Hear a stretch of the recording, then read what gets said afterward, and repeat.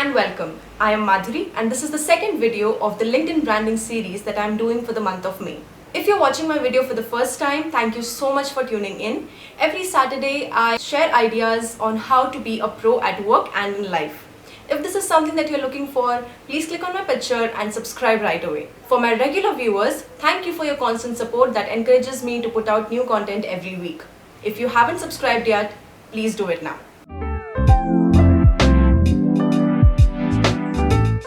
Today I'm going to be talking about how you can build and maintain connections on LinkedIn. But before we do that, ensure that you craft a powerful LinkedIn profile. If you haven't done that yet, watch this and then resume with this video.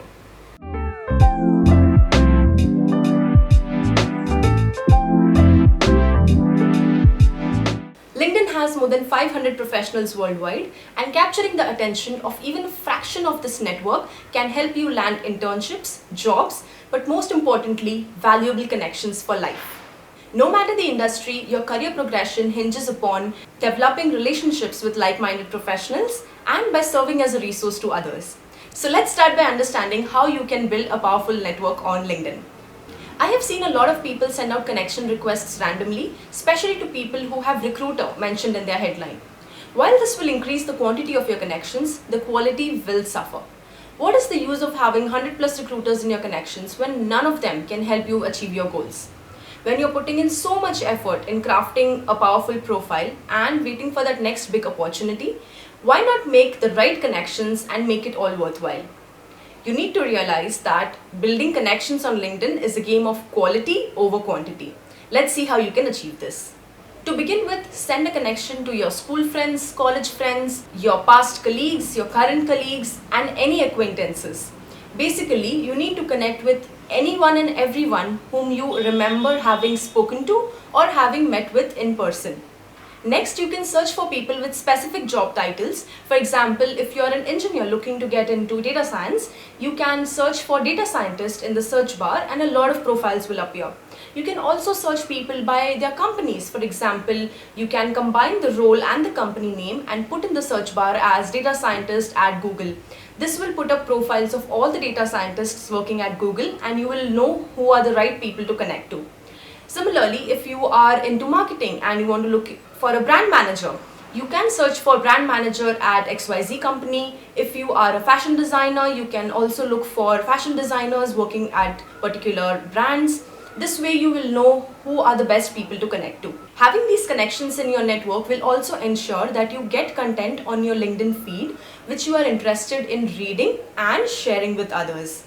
These connections will also come in very handy when you are looking for jobs into these particular companies. We'll cover more about how you can exploit all of these connections for your jobs in the LinkedIn jobs video, which will be out in the last week of May.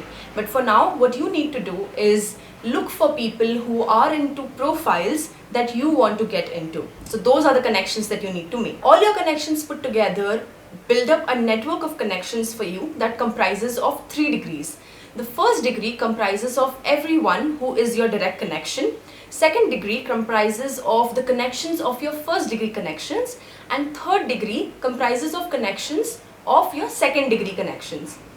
All of these degrees of connections build up a powerful network for you which comprises of all qualified professionals. You can message anyone directly who is in your first degree connection, but connecting with your second and third degree connections might require you to send out an in-mail which is free for every account, but you can only send 5 in-mails with a free account.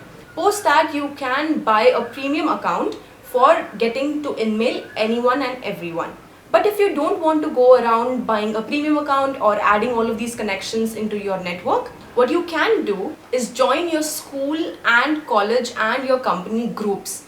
What groups allow you to do is exactly the same. Connect with any individual without having to know their email addresses, and you can also connect to them directly via messages. Not a lot of people know about groups, so this is something that you can exploit.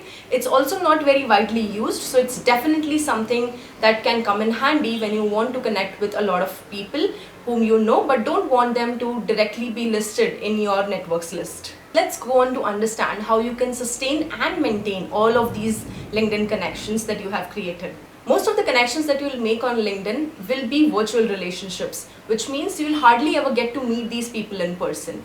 In such cases, it becomes really difficult to sustain these connections while building new connections at the same time. So today I will share with you 5 things that I have found particularly useful in sustaining virtual relationships. First, wish people on their birthdays. LinkedIn sends you notifications automatically for the birthdays of your connections. What you simply can do is write them a message wishing them happy birthday. This will ensure that you stay connected with those connections whom you don't often talk to or don't often follow up with. But at least once a year, you will get to strike a conversation with them by wishing them on their birthday.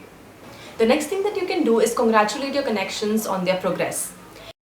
We all like having cheerleaders and like being around people who are happy with our successes. So what better way to sustain virtual relationships than by wishing them well? LinkedIn gives you notifications when your connections complete a certain number of years at their company, when they are promoted, or when their particular post is trending on a hashtag. So what you can do at this time is send out a note to them. Now, LinkedIn will actually generate an automatic message which you can send out, but I would suggest avoid doing that because a lot of people choose that option. What I would suggest instead is to draft a message on your own, highlight what you liked about their achievement or how you appreciate them to be able to work at a particular company for so many years. So make the entire message personal and congratulate them and be happy in their successes. The third thing that you can do is endorse, motivate, and support your connections. Endorse your connections for the skills that they have listed on their profile, but do that only if you have actually seen them demonstrate these skills during any of your conversations or during any of your professional ventures. Remember in the LinkedIn Power Profile video how I had suggested that you take recommendations from your peers, managers, subordinates, request them to talk about things that they like about your professional demeanor and your working style? Well, the next aspect to this is go back and give recommendations to them. And sometimes when you have had really good professional experiences with people, go ahead and write recommendations on their profile without them even having to ask for it. Proactivity and reciprocity always helps. The fourth thing that you can do is be selfless. In the professional sense, connect with people without an agenda in mind. Just connect with them on a human level. Talk about your likes, dislikes, your hobbies, your professional goals, your personal achievements. What this will do is help you bond with your connections on a personal level without the selfishness of a professional progress. And when you have gotten to know about them on a more personal level and you come across something that you think that they might like, share that content with them. For example, if while talking to a particular connection, he or she happened to mention that golf is one of their hobbies and you come across an article related to golf, share that article with them. Trust me, they'll remember you for it and it will go a long way in sustaining your virtual relationship. And the last thing that you can do for sustaining your relationships on LinkedIn is to introduce people and be a power networker.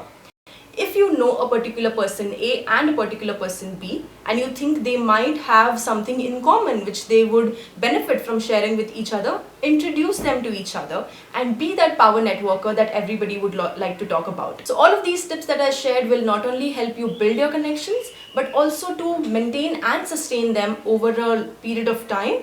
And when you have any particular help that you might require from any of these connections, it will be very easy to strike a conversation with them and it will not seem like you're talking to them only for some gains.